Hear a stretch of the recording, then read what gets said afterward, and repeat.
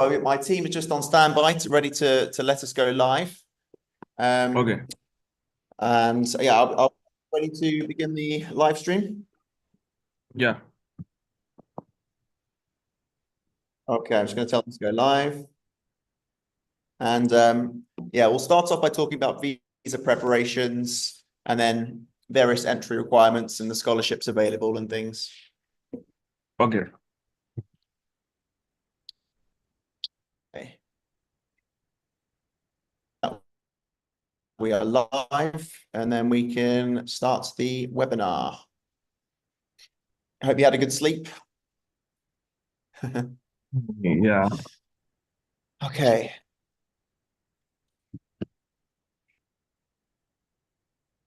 How long have you been in the USA for now?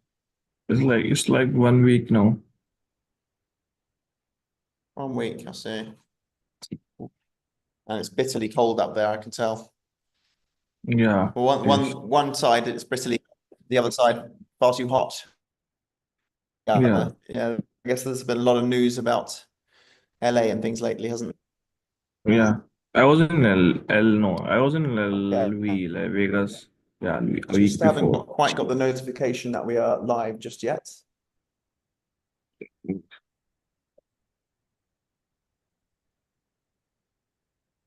You were where a week before? Yeah.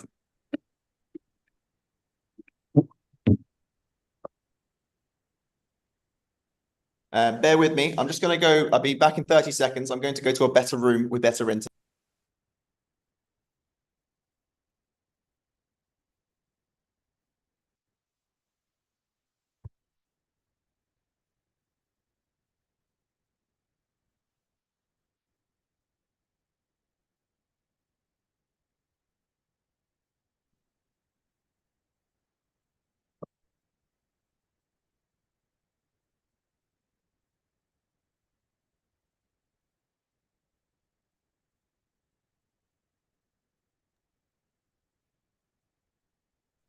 Okay, thank you very much for joining us. Today we have Tarana Sharma of Post University, who is our study abroad expert with all things USA and Post University.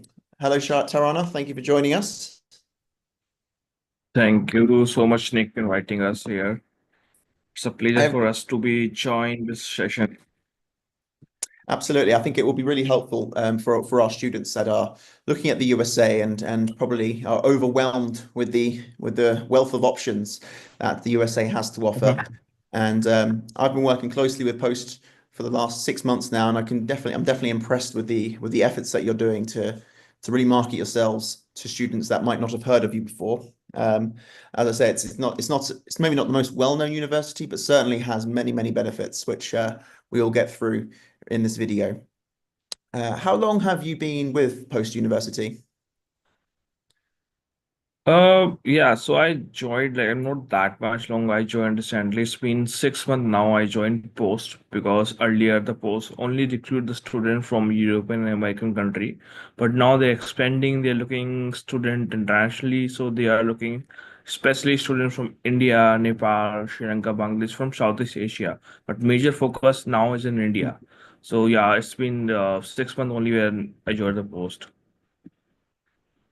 Absolutely. And yeah, so and as we are representing a lot of Indian students, hopefully people are watching this now and will be watching this later.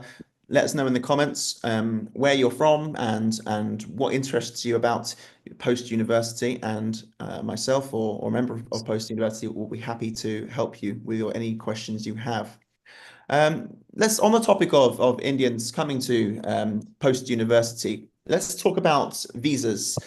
This is often a sticky situation, a sticky topic for a lot of people. What sort of visa preparation support do you offer as a university? Yeah, so the best part about Post is now we have our in-house, like basically visa prep officer who's gonna help all the student who's applying in the Post. So we will do like dig deep enough, we understand about where they stand now initially, how to prepare all the students. So we have 5-step process. First, we understand where they stand now. After that, what kind of work they need to do to get visa approval. So we have entire 5-step process where the officer personally work with all the student, give their personalized support to get the visa approved. So yeah, so we have a personalized officer who's gonna help all the student to work for visa preparation. Yeah. That's really, really, really good. So post-university, that's quite unusual for a lot of universities. Will you be offering visa support from experts in this field? Yeah. Sometimes as there's a limit to how much support we can provide, as not many of us have been experts and have been involved in the decision process for visas. So if we can speak to somebody as an Indian student, if we can speak to somebody at post university who has experience of delivering visa interviews and also knows the exact criteria that US officials, visa officials are looking for, then that's really a fantastic support that you offer. And I would agree makes post a very attractive option, particularly for students who are nervous about visa rejections. So if you work with us as an agent and keep good contact with post university, then we can certainly do everything we can to avoid any careless mistakes that might cause a visa rejection. Thank you, Tarana. That's really good. We're going to look forward to using that service a lot for the upcoming intakes. What are the entry requirements and fees? Can you talk a little bit about the scholarships as well at post university? Yeah, so if you talk about post, now we have guaranteed scholarship for our student. So let's start with the entry requirement. For bachelor's, if you want to apply for the bachelor's, we require GPA 2.0 out of 4, the flat requirement. Second requirement, we have English test, which is like we first of all we accept all IELTS, TOEFL, PT, Duolingo, all the English tests, and we have only overall bands requirement. So in case if they have lower bands in like suppose in speaking, listening, writing, but overall is 6 for bachelor's, which is going to accept. So requirement number one is GPA, which is 2.0 out of 4 for bachelor's, and second requirement is for IELTS 6 bands, TOEFL 75, PT 50, and Duolingo 100. So this is the only general requirement we have for bachelor. But if you want to apply for the Mhm. masters, we require GPA 3.0 out of 4, and second requirement is English test, IELTS 6.5, TOEFL 80, PT 53, and Duolingo 105. So this is the general requirement we have to applying at the post. And if you're talking about scholarship for bachelor's, we have flat scholarship of $20,000 every year. First year $20,000, second year $20,000, third year $20,000, and the final year $20,000. After first, this scholarship for bachelor's, the final fees is $12,500 for per year. If you're talking about masters, we have only two programs as of now, which is on campus. So number one program is MSc Business Intelligence Analytics. So that program cost is $24,800. It's entire 1 year program only, and the fee scholarship we have that is $2,000. After scholarship, the final fees is $22,800 for MSc Business Intelligence Analytics program. Second program, so the first program is C program, that's a STEM program. And Mhm. second program, we have MBA. So MBA, we have two options. Either student can choose opt for STEM or non-STEM. But the fees is same for both the programs. So the fees for MBA program is $26,280. That's a total Mhm. fees. And the scholarship we have $5,000 total scholarship.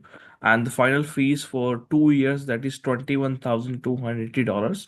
That Mhm. means first year fees is $10,600, and the second year is $10,600. So that Mhm. means within $10,000 you can complete your master in the US, and that's a STEM program. So it's something like new, or you can say, it's very affordable for all the student to complete their masters within $10,000 per year with the STEM program. So in STEM, we have multiple programs available: business analytics, financial analytics. So they can opt for anyone, or either they can go for MSc Business Intelligence Analytics program. So this is something which we are offering in masters, and we have guaranteed scholarship. So once you apply in post, automatically you're gonna get the scholarship from post university. Fantastic. And I think there's a lot of big numbers there, but I think anyone that is well versed with the USA education system knows that these are very competitive or very, very affordable prices compared to what we can see from many other universities. So that's this is a real big positive for sure. Um, that's so on top of the affordable fees that are available at post university. A lot of the reasons why people love to go to university in America in particular are because of the networking opportunities and the exposure to its fantastic diversity. What sort of opportunities for networking are encouraged by post university? Yeah, so there are different opportunity available for all the students. So we do multiple kind of events in our campus, networking events. Also, we organize career fairs.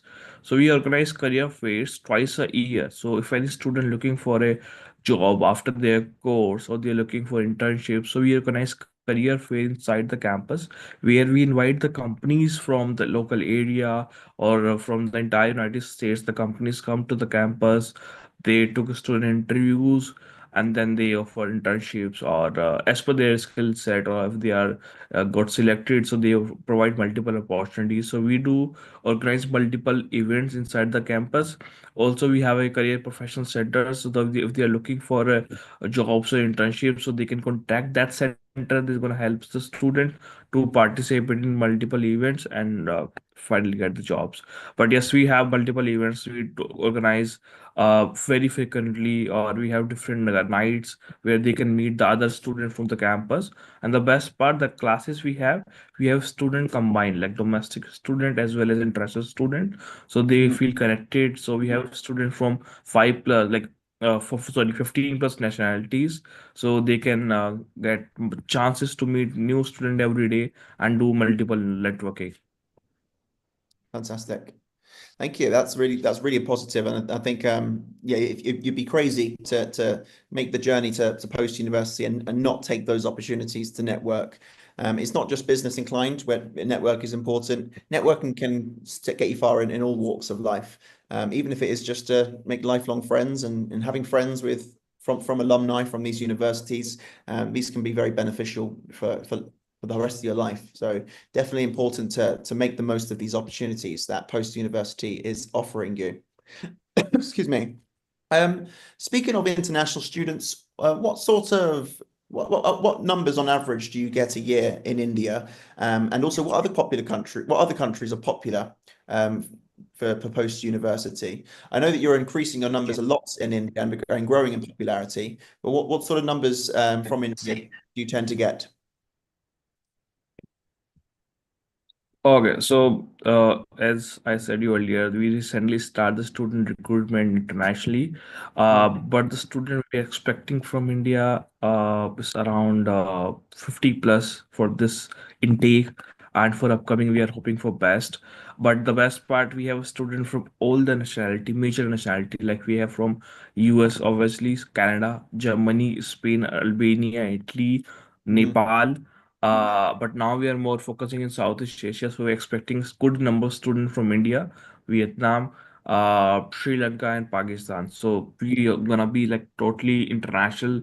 Gonna be totally globally. So yeah, this is something which also can help student to find out different nationality inside the campus, and it will help them to uh, to do more networking. And the Mhm. best part, we have only small size classroom, so only 14 students in a class. So that's more something like they can more focus on their studies. They can get more connected with the professors. Mhm. So yeah, this is something which we have in post. That's a fantastic call. That was going to my next question actually about the class sizes. 14 people maximum per class. That's there really is no room for hiding in those lessons then, I guess. And so if you're a student who takes their education seriously and wants to take ownership of it, then that class size of a maximum 14 is a real bonus for you and a real topic of excitement for you because you can have a very good relationship with your tutor and your lecturers, and you'll be able to get the best support possible. That's really positive. That's really good to see. What What are the most popular courses then, and at post-university, and why do you think so many students opt for those courses? Yeah, so the one thing we have multiple programs available majorly for bachelors. Bachelors, we have 15 plus programs available on campus. But what I think like where the most popular program in bachelors which we have, number one obviously is business administration, but it's totally vary country by country. So the business program is more famous in Nepali student. If you're talking about any student for bachelors, uh, they more where they are more focusing, that's the data science program we have. Also now recently we added gaming and esports management. So gaming is something now which the field is booming, and the student now more focusing about gaming and esports.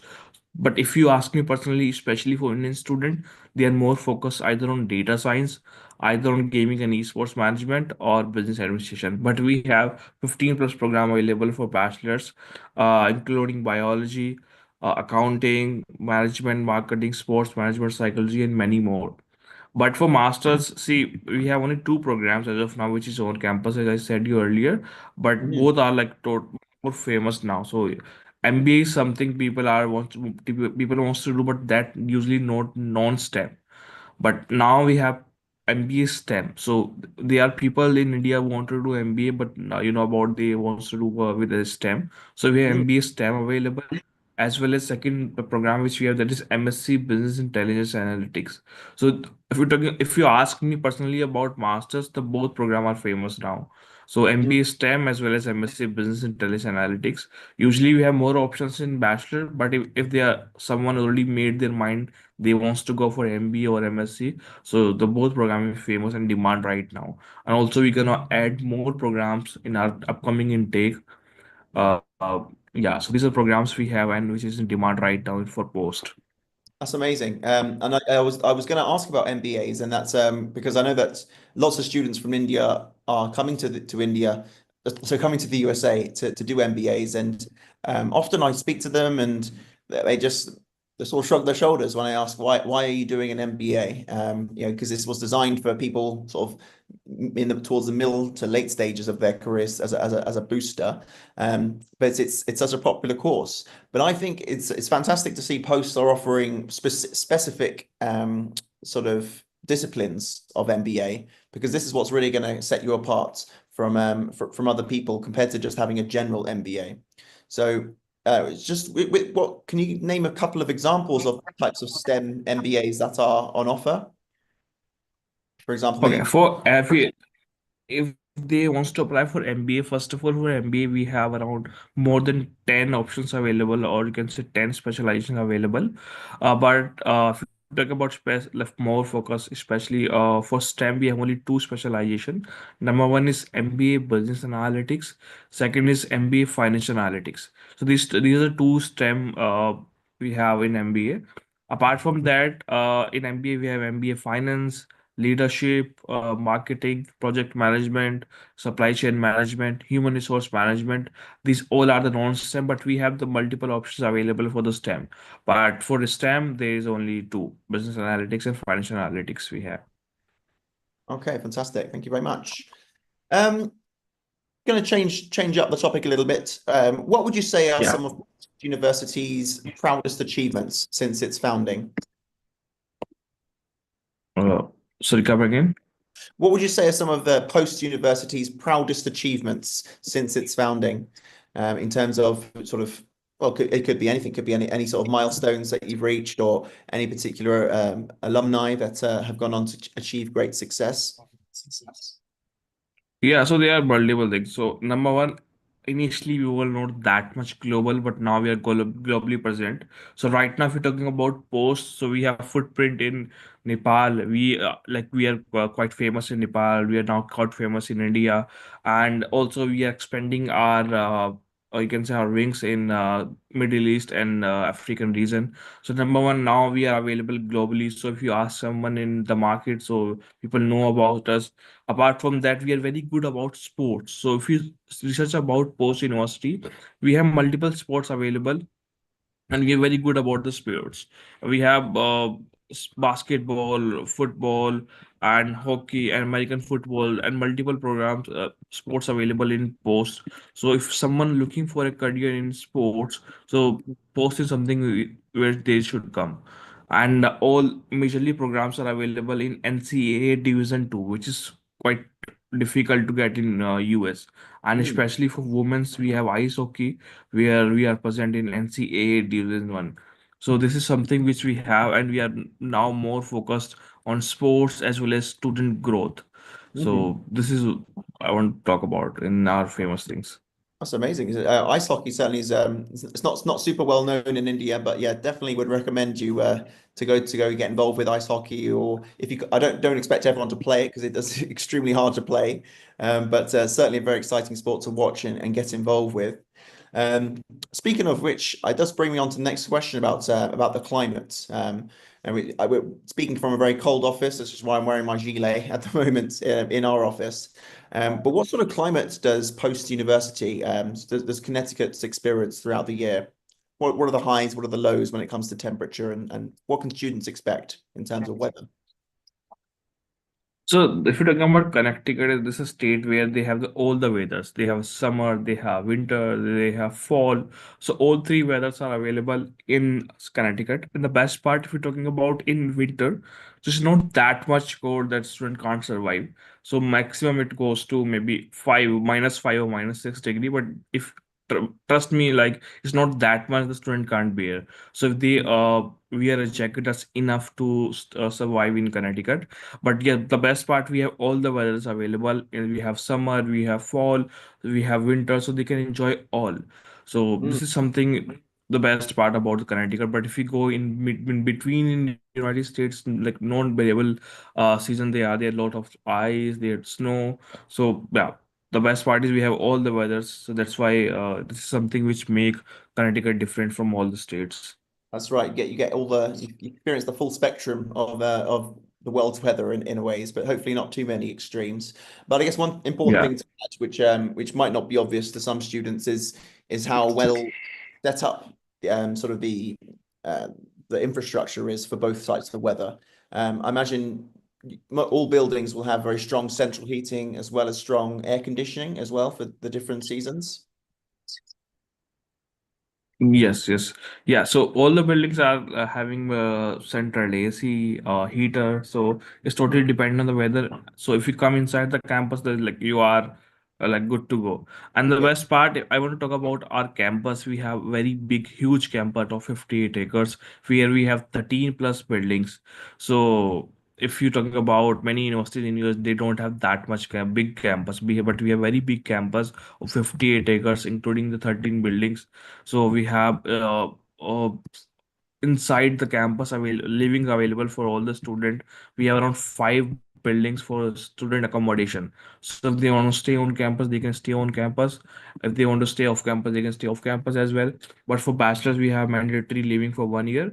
But yes, we have the options available on campus as well. We have 5 big buildings for the accommodation, 5 building for classes, academics, administration building, very big playground. So we have like very huge infrastructure, a very huge space available on campus for all the students.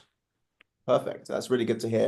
And like I say, it's if you are a student that maybe is a little bit concerned about the low temperatures that post can get to, well, that Connecticut gets to, then just fear not that the infrastructure is there is very strong, and as long as you're not standing out in the freezing cold for hours and without the appropriate clothing, you should be very comfortable. So it's certainly not like what I'm experiencing in my room at the moment. We don't tend to go hit big on heating here in India. So, because there's only about 1 month, or maybe 6 weeks of the year where it's required. But you rest assured, you should remain comfortable. And as long as you wear the right clothes, then I don't think the weather should be putting you off if that is something that is concerning you. But on to something more important, and I think I'd be remiss not to mention this topic because it is probably the topic that is most important for our students when going to study abroad, and that is the topic of employability. What do you have access to employability statistics for post-university in recent years? So, for example, what sort of percentage would full-time employment would postgraduates accept? we'll be able to expect. Before you answer that, I've noticed Dr. Judson Eppley has joined us of Post University. Welcome, welcome. Thank you, Nick. It's a pleasure to be here and enjoying very, very much your podcast. And you've asked some amazing questions, and thank you for having us. Thank you. Thank you for joining us. Justin, do you want to answer Yeah, this sure. question about You come in just Sure. at the right It's time. so there's definitely opportunities in terms of, I would say, students to take advantage of our resources. We have a professional and work development center that focuses on the careers of students. So basically, they come to the center, they can request, for example, information on how to do targeting searches for jobs. As well, they can go ahead and get information and also additional support in terms of like role playing for interviewing. As well, some of the other services, they'll focus on resume building. And then, of course, there's a lot of different tools that we can offer. In terms of one of the tools is Handshake. That's an amazing tool. If you think about something like the different websites out there in terms of finding jobs, this one, in terms of Handshakes, more designed around the college students, providing additional opportunities that wouldn't be out there on traditional websites. And then we have another tool called InnerStride that's really focused on around international students finding jobs. So it's a website that you can do a lot of different, I would say, searches, but unique searches because you can find out where other international students have found jobs. So if, like, you could filter by city, you could target certain cities and say, okay, how many international cities, which companies, and you can find out which companies actually where those international students are. So there's a lot of resources, a lot of support that we can provide students. We just actually signed a couple of agreements with various institutions this last week. So we're constantly providing additional opportunities for students. I would say that the last part is in the U.S., as there's OPT and CPT opportunities, um, being in certain locations can make a difference. And we're uniquely situated between New York City and Boston. That's two big financial hubs, with Yes. lots of job opportunities available. We've got two great lots of history as well. So if you're a history buff, people often say USA doesn't have history, but I think New York and Boston would definitely prove a lot of them wrong. A lot of history dating back many years with lots of significant moments. So certainly two cities I would love to visit the most in the USA if the next when I come and visit for sure. Absolutely. I mean, those cities, as to your point, have unique history, but there's so many wonderful activities to do, and those two cities are so different. New York City is a city that never sleeps. Yeah. And then, Boston has that New England charm. You've got Boston Harbor, and there's, you've got the Quincy Market and just Paul Revere House and just so many wonderful, I would say, historical museums, and as well shopping areas to go. You could catch a ball game, a football game. It's just really, I would say, the opportunities are endless. I mean, yeah, these both cities have sort of infrastructure that does date back hundreds of years, which for even for a lot of people in India, that's quite unusual to what you might experience. I mean, obviously, Indian cities are very old, but lots of cities are very built up in the last few decades. But what I love about New York and Boston is how some of the infrastructure has lasted the test of time for hundreds of years. So, particularly if you're an architect student or interested in that, then these places are certainly very special places to go to. Absolutely. Right. I mean, well, when you think just about some of the buildings, the Empire State Building, you got the Freedom Tower, the Chrysler Building. Just there's so many buildings historically important, and then you got the Statue of Liberty out there that it's just an amazing part of history. France gave that to us as a present. It's out there, obviously welcoming you to New York City. Then, of course, you've got Staten Island, where so many immigrants came in to New York City from so many different places. But the one thing I would say is, you can walk New York City. You can easily take a train ride from actually campus. So it's like one way is $10. So, on a weekend, it's like, okay, you're sitting around like, okay, what am I going to do? New York City is just basically a train ride away. Just go to the Big Apple. That's very reasonable. $10 just to get into New York City. Yeah, you can take the local train. So from basically sort of close to campus all the way into New York City. Takes around 2 hours, but completely worth it. I'd love to know what you guys are doing so right over there. I mean, I come from a town just outside of London. It's about a 20-minute train ride into London, but that costs me about $35 just to get into London. So it's that's a very, very affordable $10 to go to one of the greatest cities in the world. I think in many people's opinion, that's for sure.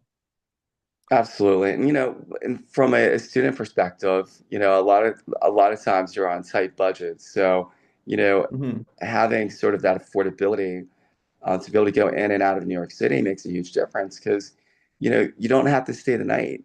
You could just go in and out. You could leave around 9 o'clock in the morning, get there around, say before midday, and you could even go out. You come back before midnight. So a wonderful way to spend your weekend. And don't forget, Boston's not that far either. You could definitely take a train ride there. So, I think our campus is uniquely situated. Um, Really the best of both worlds, Boston and New York City. And of course, with the rolling hills of Connecticut, you got that New England charm. Superb, fantastic. Well, that's all the questions that I have had to ask, and thank you both for giving such clear and bespoke answers, which I think will be really useful for all our viewers. I'm just going to open it up now to the comments that we have so far. I've got a comment from Navdeep Singh. May I know the visa acceptance ratio of post-university? I think you may have joined late. We did discuss visas earlier and all the support that post opportunity offers. Do we have the figures on that, the visa acceptance ratio? So visa, acceptance, what I would say is we're well situated to provide students that opportunity. Getting accepted is based on a number of factors. One, obviously, the student's ability to prove his or her seriousness. Also, what their goals and objectives are in terms of coming to the U.S. And of course, they've got to show, the financial, viability of, being able to go to the U.S. One of the unique aspects of Post that I can say is, we've got a visa prep officer. We're going to be providing one very soon in terms of students being able to work with her. So I think preparation matters. And based on the fact that we've been around since 1890, we have a long history in terms of providing education to students around the world. That's fantastic. That's yes, you've got the heritage and you've got that support as well, which all students. I would urge anyone watching this, and to tell your friends, to use the services that post university has available to us, to ensure that you can avoid any severe disappointment of a visa. A visa rejection, and yes, it's from people that have experienced giving these interviews themselves. So that's fantastic. A really positive, a massive positive, in my opinion, about post university, and it shows how much you care about your students as well. So that's really good to see. There is just another question here. I haven't got the name, but they've said, my son got a scholarship from NYU, but we can't afford the remaining fees, so he couldn't attend, I'm guessing. My question is it possible to get admission in his master's? I'm not sure what that question. I think there's some crucial information maybe missing from that question. Yeah, no, definitely missing some information. But I mean, I think it sounds like they're having some affordability issues. Hmm. Perhaps scholarship could be an issue. It's not enough. We do have scholarship, at post-university. If you're looking at, graduate courses, we have scholarships up to $5,000 on MBA. That includes, sort of the standard MBA. And then, the STEM MBA as well would be 5,000. And then business intelligence analytics is around $2,000. And then undergrad, just for those who perhaps are wondering, undergrad would be $20,000 per year. Okay. And of course, that would be, renewable each year. And really, I would say one of the caveats would be, just to make sure that they're in good academic standing. Other than that, the scholarship would be valid for 4 years for undergrad. Fantastic. And we have a question as well from Navdeep. We have a different Navdeep this time asking, does post-university give admission on an MOI basis? So is there an IELTS waiver if you've studied your high school or university in English? So, if they come from certain countries, let's say Jamaica, Cayman Islands, Bahamas, just some examples. And if additional information is needed, obviously we can send that to them in terms of what those countries are. If we're talking specifically India, we don't have MOI at this moment. We're looking into possibly how we would roll that out. But what I would say is English proficiency exams are out there for a reason. Obviously, it's extremely critical that students come well prepared, and English matters. So if you have a class and individuals at all different levels, it's a bad experience. So sometimes I think in looking at the exams, some could say, oh, that's another obstacle, or they're making it more difficult.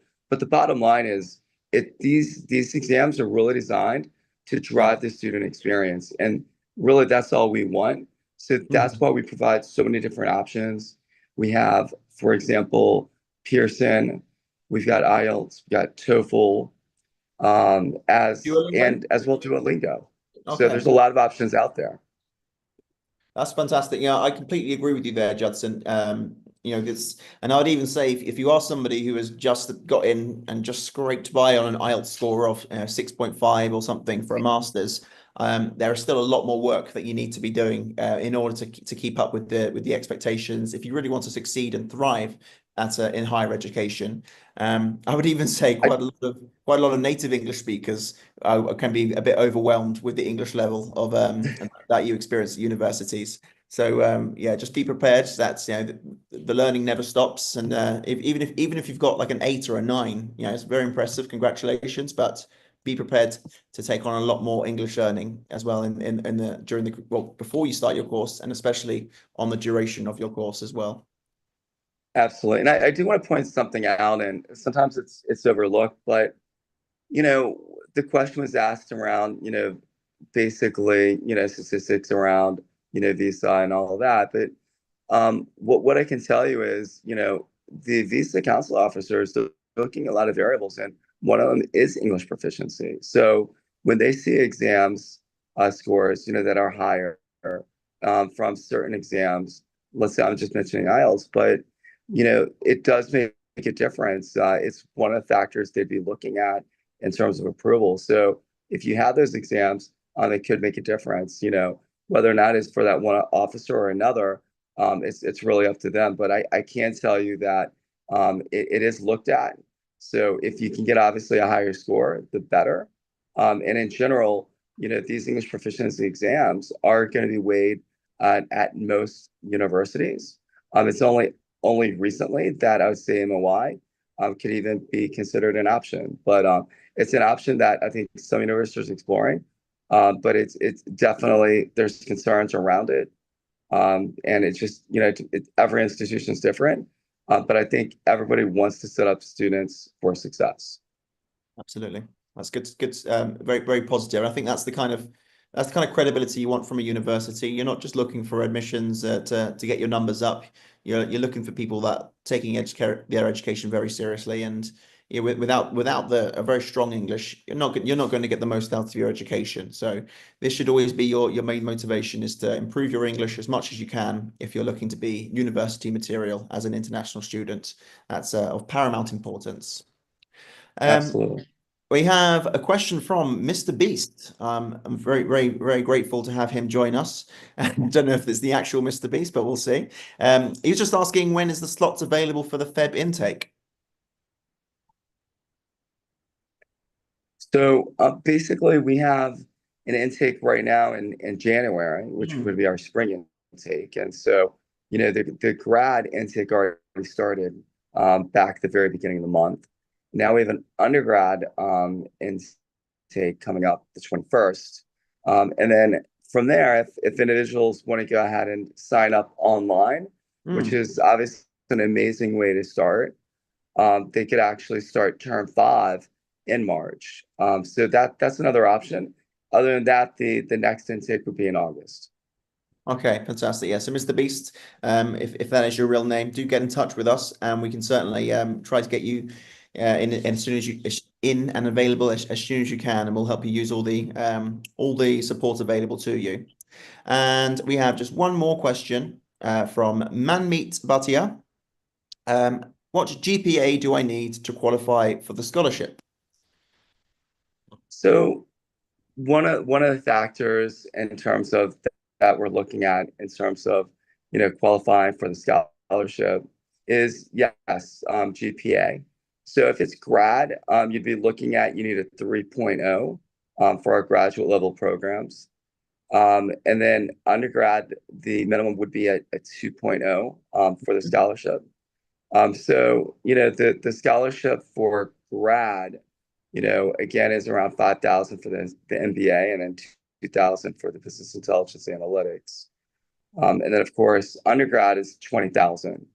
So, you definitely need to meet within those GPA requirements, but you need to maintain good academic standing. And then one of the factors you would need to be an international student, meaning that, obviously you're not, applying for federal student loans, but you're truly an international student. And so, one of our goals at Post is we want to make education affordable. We know international students, that can be a challenge. Typically, students are paying cash.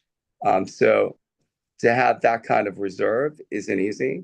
So our scholarships are designed to go ahead and help students, I would say, sort of at a maximum. And we sort of streamline the process. There's no committees. We can go ahead and take a look at the qualifiers. And if they meet those qualifiers, we'll automatically apply the scholarship to them. Then, of course, it's renewable. So again, if they stay in good academic standing, they'll have those scholarships for the period that's needed. Okay, fantastic. That's really, really helpful, guys. And I don't know if there's any more points that you wanted to, were there any more points that you wanted to stress before we finish our call today? I would just say, when students are thinking, why Post? There's a lot of universities out there, right? There's about 4,200 universities in the United States. So it's like a difficult decision if someone's thinking about, okay, what kind of, glass of wine do I want? There's just so many, I would say, new brands entering. How do you really differentiate yourself? And I would say what is unique about Post is that, first of all, location matters. We're between New York City and Boston. You look at the United States, not everybody has that luxury of being close to so many great cities. And the other aspect is the small classes, average size 14. We talked about that earlier. And it sort of personalizes the educational experience. And you're not just learning from your professor, but you're learning from your peers. There's a lot of group activities that you can get involved in. There's even competitions at Post University, academic competitions that you can get involved in. The other aspect is we're a boutique style campus. So we'll pick students up actually at the airport.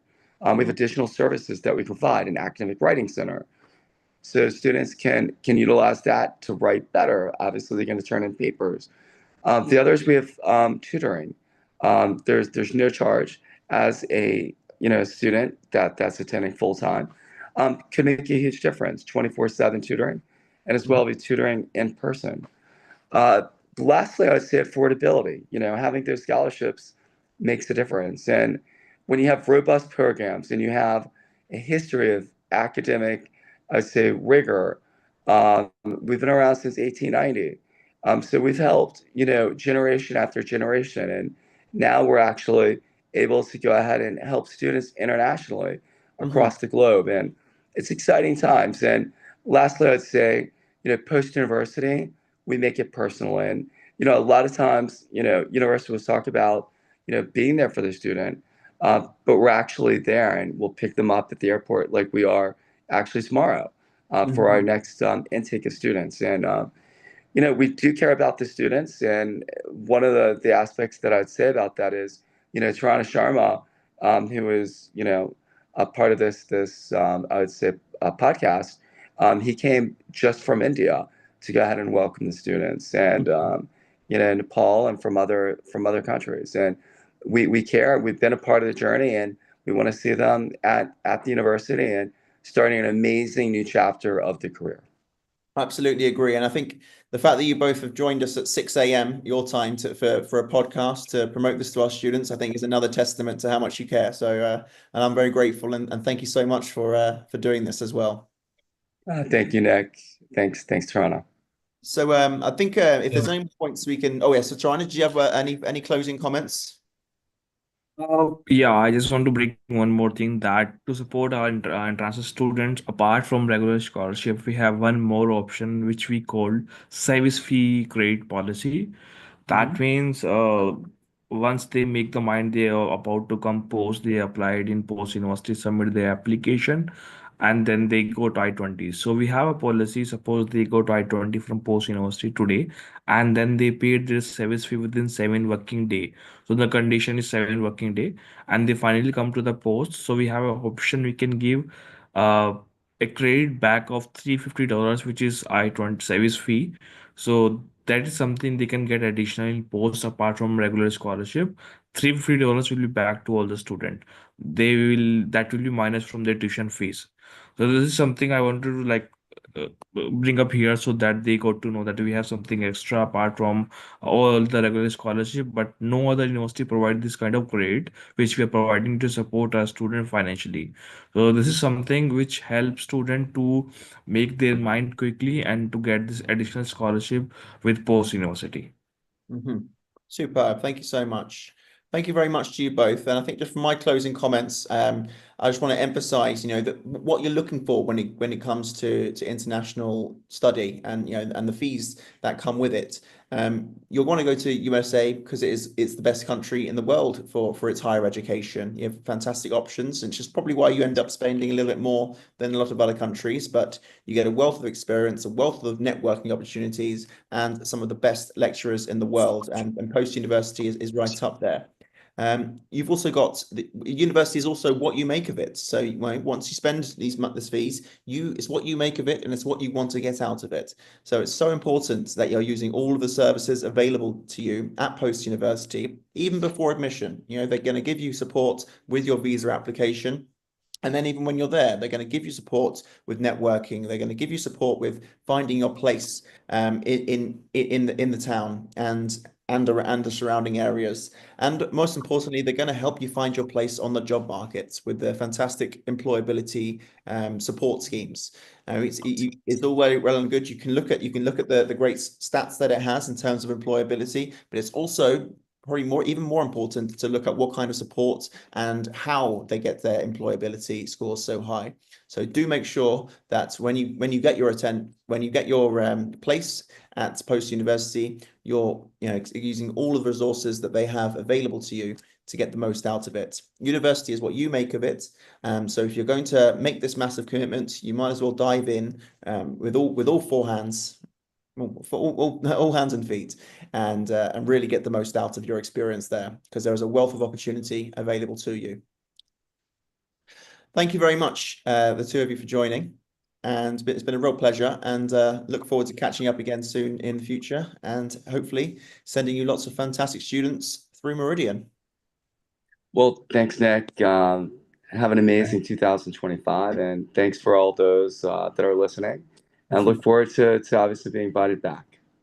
Superb. And thank you again, Tarana, for helping us arrange this today. Thank you, Nick. Thank you for inviting us.